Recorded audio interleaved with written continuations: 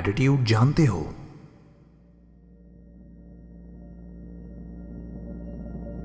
यानी एक माइंडसेट, एक नजरिया, पॉजिटिव या नेगेटिव। यह हमारी जिंदगियों पर, हमारे कामयाब या नाकाम होने पर, हमारे खुश या मायूस और नाखुश होने पर इफेक्ट करता है।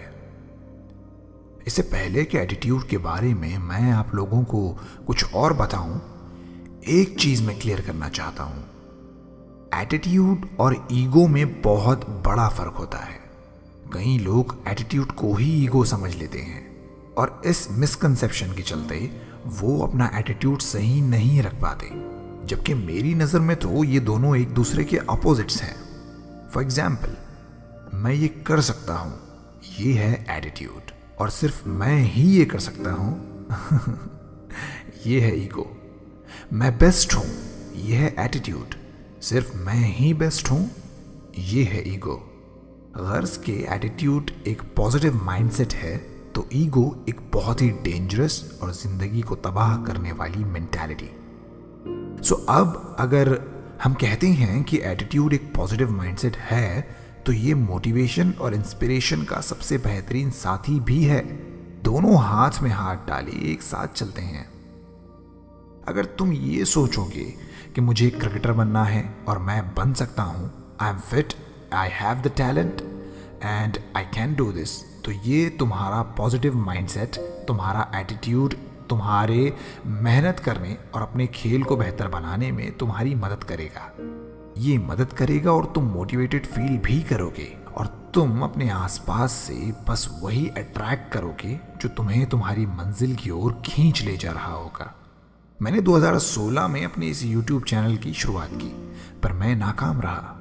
मैंने बहुत मेहनत की, अच्छे अच्छे वीडियोस देखे, बुक्स पढ़ी, जानकार लोगों से मिला, उनसे सीखा और बहुत मेहनत की, पर फिर भी मैं सब्सक्राइबर्स पाने में, व्यूज हासिल करने में नाकाम रहा।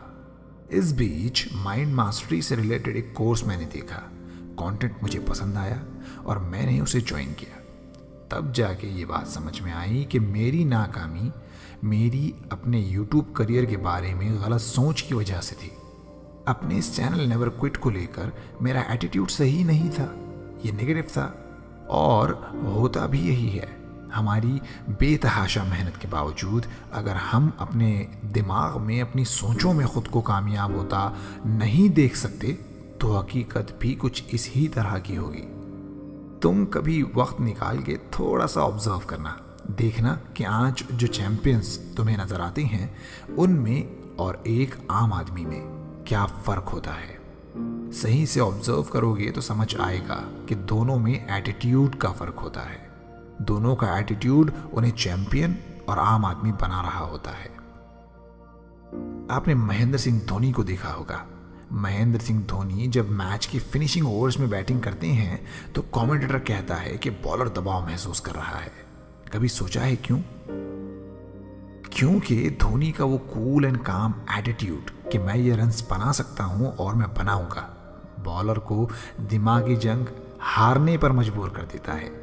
ऐसी ही कई मिसालें, कई लोग जब हमारे सामने हमें नजर आते हैं तो तब एटीट्यूड का मतलब और उसकी इम्पोर्टेंस जानना हमारे लिए आसान हो जाता है।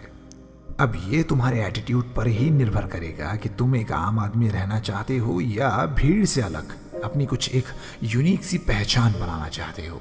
ये तुम्हारे एटीट्यूड पर ही निर्भर करेगा कि तुम्हें दुनिया एक अच्छे नाम से और इज्जत के साथ याद रखेगी या किसी को तुम्हारे होने या ना होने से कोई फर्क नहीं पड़ेगा। ये तुम्हारे एटीट्यूड पर निर्भर करेगा कि तुम अपने घर वालों के लिए इम्पोर्टेंट होंगे या कोई तुम्हें भाव नहीं देगा। ये तुम्हारा एटीट्यूड ही होगा जो तुम्हारे भविष्य को उज्जवल करने या अंधेरे में धकेल देने का काम करेगा। तो बेहतर यही है कि अपने एटीट्यूड को सुधारो, अपने दिमाग को पॉजिटिव चीज़ों में लगाओ, अपनी सोच को बेहतर बनाओ, हमेशा सीखते रहो, सीखने के वक्त अपना एटीट्यूड सही रखो, अच्छे लोगों में रहो, और मैं गारंटी देता हूँ कि सफलता तुम्हारे कदम ज़रूर चूमेगी। अब अगर वीडियो पसंद आए तो लाइक और सब्सक्राइब ज़रूर करना। नेवर क्विट से मैं इबाद आपकी एक सफलतापूर्वक और खुशियों भरी ज़िंदगी की दुआ करता हूँ। Thank you for watching.